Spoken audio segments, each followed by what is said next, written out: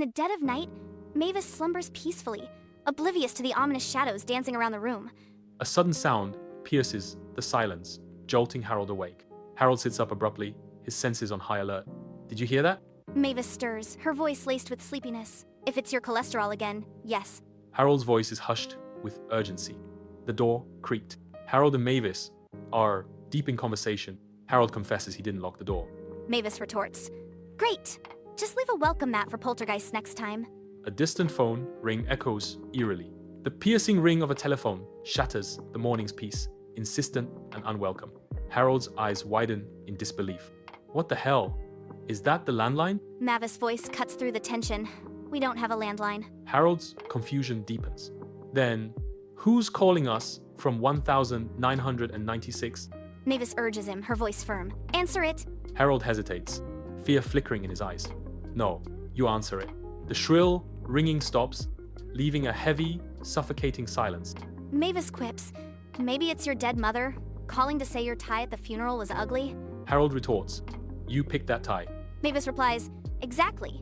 A loud creak shatters the silence as the door slowly swings open, revealing a dark, gaping maw.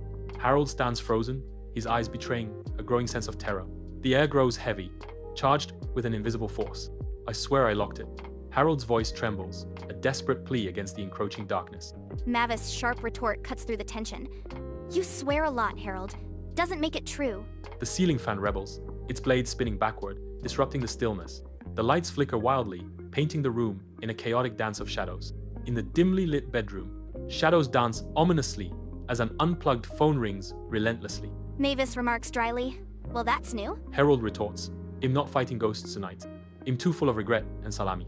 A spectral ghost dog appears, the ringing phone clutched in its jaws. The ghost dog drops the still ringing phone at the foot of the bed. Harold stares intently at the phone, a mix of apprehension and curiosity in his eyes. A chilling message echoes from the phone. "Lee, Av, or stay and argue forever." Mavis responds with a smirk. "Well, joke's on them. We planned to do that anyway." Harold quips, "It's basically foreplay at this point." The door slams shut, the echo reverberating through the room. The phone on the nightstand spontaneously combusts, erupting into black smoke. The ghost dog floats backward out of the room, its ethereal paws barely touching the air. The TV flickers to life, displaying only static.